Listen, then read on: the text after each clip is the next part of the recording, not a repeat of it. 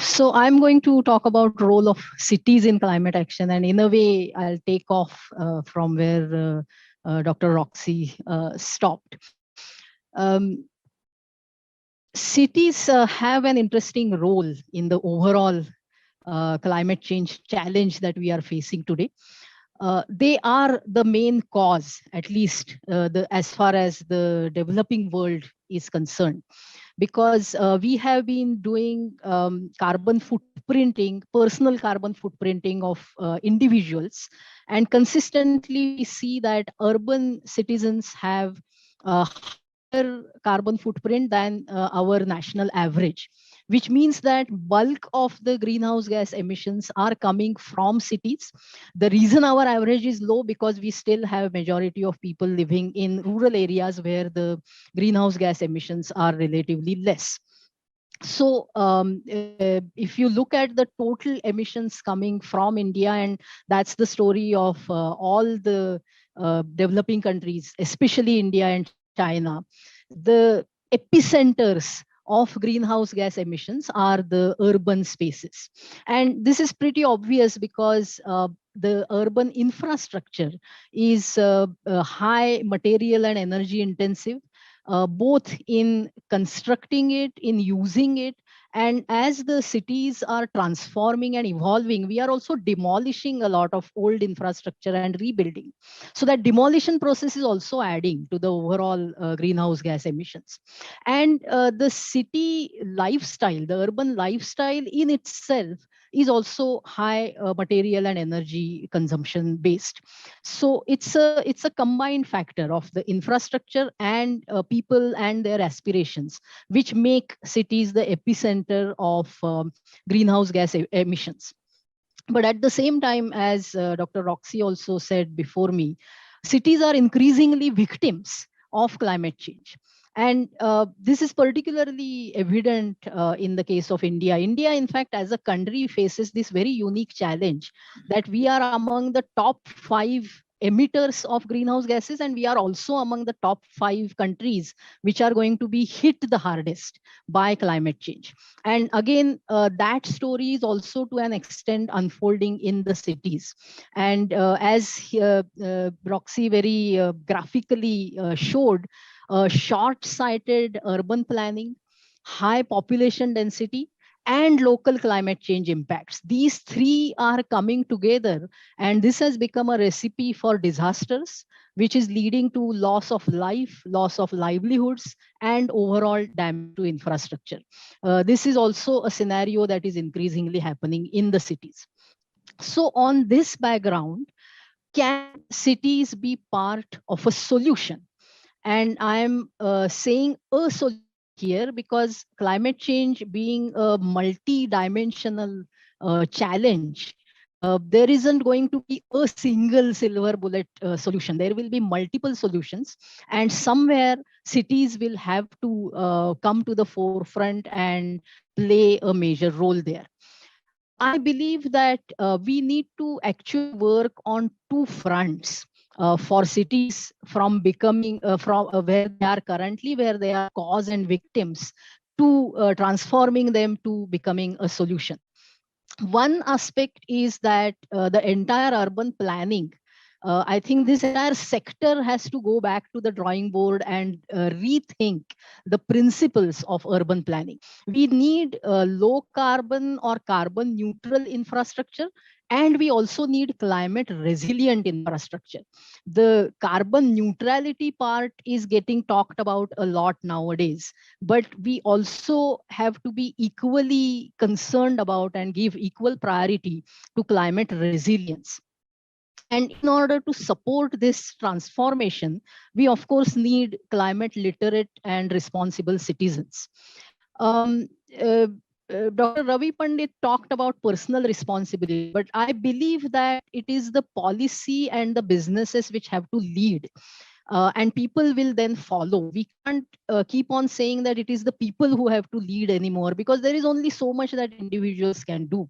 Just to give an example, even if I want to stop using my personal vehicle, In order to be able to do that without affecting my professional and personal life, I need my city to provide me with walkable, cyclable roads with good public transport system. Then and only then I'm going to be able to act on that intention. And therefore, these two things have to go hand in hand. Policymakers and businesses will have to start showing the way, because that is what often shapes public opinion. And especially smart policies can really go a long way in making that happen. So that is why I am putting the infrastructure part first, and the citizens part second in this list here. As far as going low carbon and carbon neutral is concerned, I think there are also, while this is getting talked about a lot and that's a welcome sign, I'm not sure that really people are thinking this through. And we see a lot of action happening in a haphazard manner. Actually, this has to systematically follow a three-step formula. The first step is optimizing how much energy do we really need. And to do that, we have to follow the principle of sufficiency. Sufficiency is that you use highly efficient technology, but you also use it only to the extent of meeting needs. Many times what happens is when efficient technology comes online, people become careless about use of energy. LED lighting is a very good example of that. Because LED lighting reduces electricity consumption, now if you go to any commercial space, marketplaces, you find that it is Diwali all year round. So the total electricity consumption hasn't really gone down that much.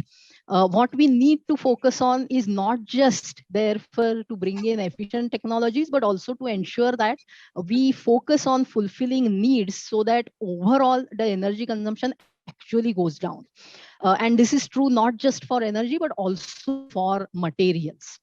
Once we do that, we will get a real sense of how much energy do we actually need to provide good quality of life for citizens, to provide sufficient energy for businesses to operate in a profitable manner, and so on and so forth. Then we can think about transitioning. And this transitioning, again, not just for energy, but also for materials. Fossil fuels to renewables, and from non-recyclables to recyclable materials. Basically, we need to have a circular material economy, which is driven by renewable energy sources.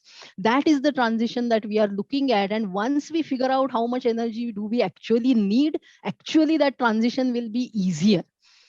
Once we do all of this, we will know exactly how much emissions are still happening from the urban spaces. And then that gives us a better idea of how much carbon sinks do we actually need, how much carbon sequestration is needed to reach carbon neutrality.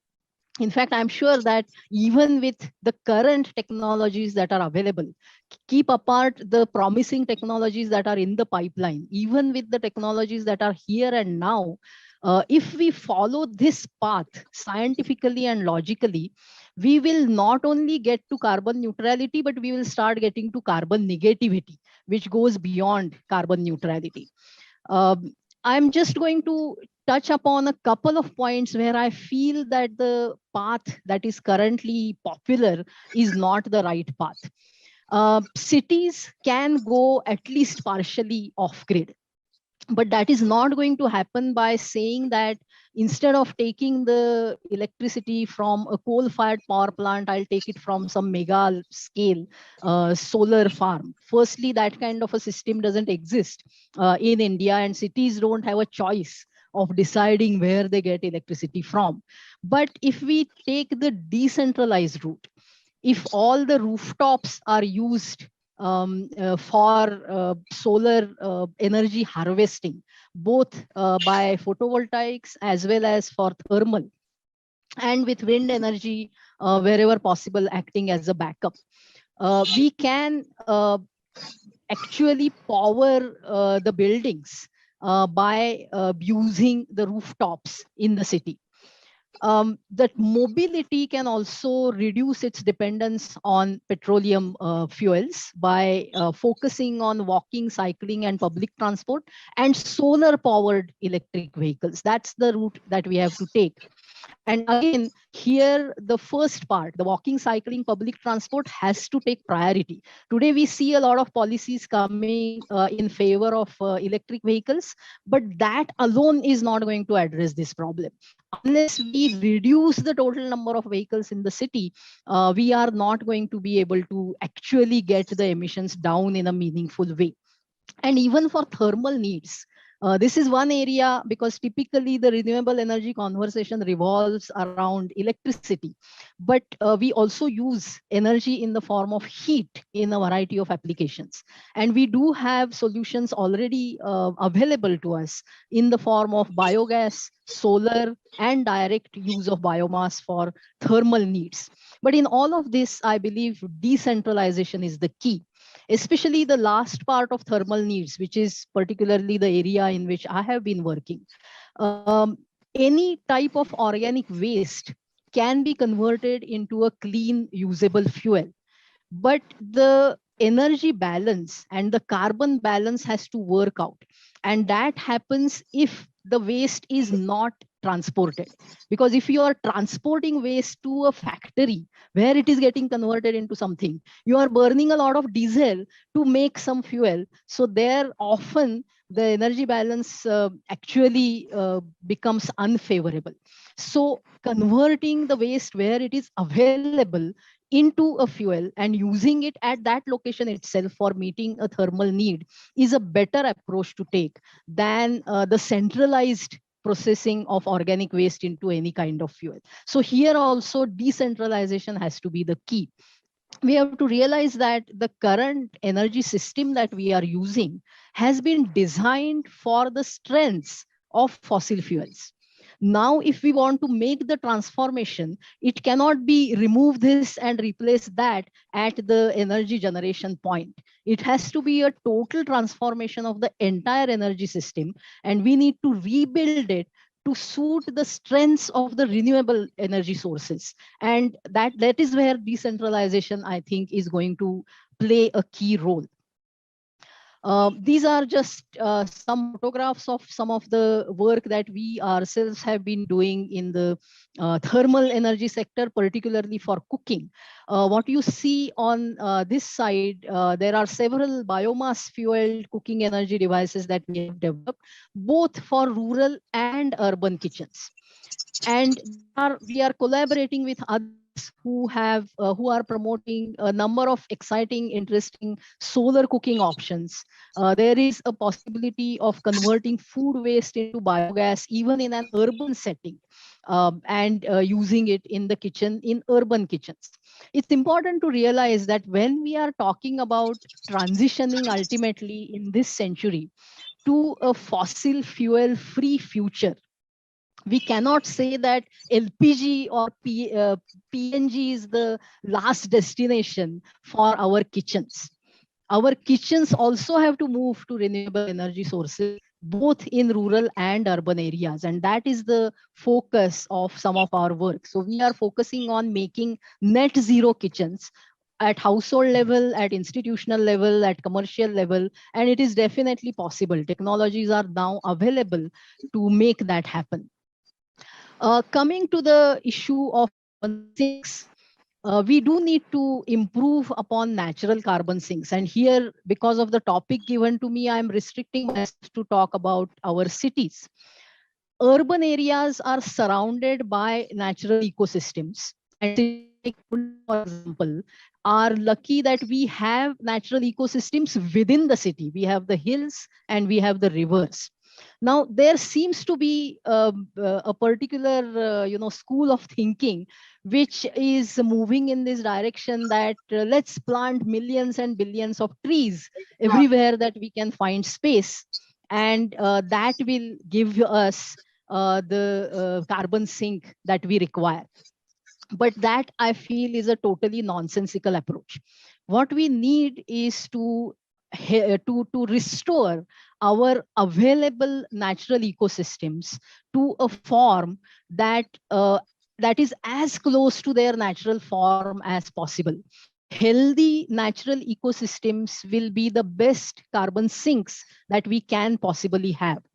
And that is the reason why many of us who work in the climate change sector are standing today in opposition of the riverfront development project by the Pune Municipal Corporation. Not only is it increasing the risk of flooding, etc., but it will actually be a lost opportunity for creating a tremendous carbon sink in the middle of our city in the form of a naturally flowing river and naturally vegetated river banks. So that is another angle to this whole riverfront development discussion that has to be brought to the forefront. When it comes to human-made carbon sinks, there also people are now talking about technologies that cost hundreds of millions of dollars to install and another millions of dollars per year to implement, which also is, according to me, not necessary. We already have the world's cheapest technology for carbon capture and sequestration, and that is converting any type of agricultural waste, garden waste, forestry waste which has less than 10% moisture, just convert it into charcoal or biochar, put it in the soil. When biomass decomposes, all the carbon in it goes into the atmosphere as carbon dioxide. When you convert it into charcoal, you are harvesting 30% of the carbon as elemental, inert, non-reactive carbon. So if you put it in the soil, it's just going to stay there for thousands of years. And that's the best possible carbon capture that you can have, because adding biochar to soil also improves the quality of the soil, the fertility of the soil.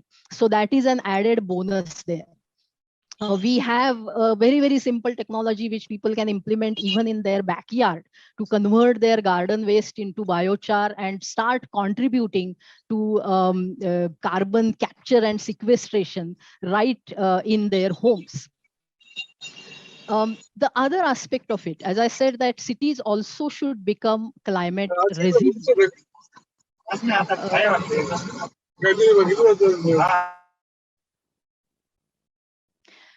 Cities also should become climate resilient. And for that, we really lack the granular micro level data right now. We started doing this to an extent in Pune. We started collecting and assessing climate vulnerability at municipal ward levels in 2019. But last couple of years, because of the pandemic, we couldn't do much around that. But we have started in a small way, and I take this opportunity to invite young people to join us in doing this legwork. We really need, at a city level, you take municipal ward as a unit or even a smaller unit, we need community level climate vulnerability assessments. What is the vulnerability for that region, for the people who are living and working there? Once we get an understanding of that, that will also tell us what are the climate risks for that community. And then we can work with the community to develop risk mitigation strategies. That has to be the way forward, where people, the policymakers, local organizations all work together to make piece by piece the entire city climate resilient. Climate literacy is the other angle of it. We do need a responsible citizenship. But here, I'd like to submit here that we actually need different approaches while talking to different population groups. Because as the very apt topic of this conference, this decade is the most critical decade. In this decade, we have to start seeing a reduction in our fossil fuel consumption, which means that people who are today in the driving seat of decision making in various sectors, they are the ones who have to be the priority target with they have to imbibe low carbon thinking. And because we are seeing all these impacts and changes in the weather cycles, they also have to start imbibing the adaptation thinking. So working professionals across sectors, we need to have conversations with them on these issues. When it comes to young adults, college going students, university students, these are the people who will come into the workforce towards the end of this decade or in the next decade. There, by that time, resilience, developing resilience is really going to become a big priority. Therefore, reducing emissions and how to build long-term resilience, those have to be the priorities in talking to young adults. For school going children, I'm really sorry to say this, but we really do need to prepare them for the worst case scenario. So there, the focus actually has to be more on adaptation with low carbon thinking. And when it comes to vulnerable communities, we shouldn't really be going around lecturing them about reducing carbon emissions. We should be talking to them about how to adapt to the changes and how to build long-term resilience. So depending on who we are talking to and what role that population group can play in solving this problem today and tomorrow, accordingly we have to tailor our messaging when we are building climate literacy in the society. We have been trying to do this for the last few years in Pune and in other cities also. We are using various formats in talking to different people, both offline and online. We have collaborated with various organizations to bring them together and trying to make connections between specific issues that people are working on, how those issues at the city level are linked with climate change. We also offer a couple of online courses now. One is a basic carbon accounting course. I feel that working professionals 5 years, 6 years, 10 years down the line will need to have at least a basic understanding of how carbon accounting works, because for their own survival, businesses will have to keep an account of their carbon emissions as well as their efforts to reduce carbon emissions. And it may even become a statutory requirement for at least for some sectors. And therefore, apart from your own professional skill, people who have this additional knowledge of carbon accounting will have an edge in the job market. We also are offering a course which gives a 360-degree view of what is happening around climate change issues across the world with a focus on India. And that's the course on climate change, science, politics, ethics, and action. So these are some of the things that we have been doing. I believe that we can really solve this in this decade if we all come together, join hands, join our efforts while we work with various priorities. If we do that, then we can really make this happen. So please do get in touch with us. We are on all social media as Citizens of Sustainable City. If you connect with us, Facebook, Instagram, Twitter, you will get to know of the various activities that we are doing. And please do visit the websites inec.net and samuchit.com to know more about the various activities that I have just touched upon today. So thank you very much, and thank you for giving me this opportunity to share with this august audience. Thank you.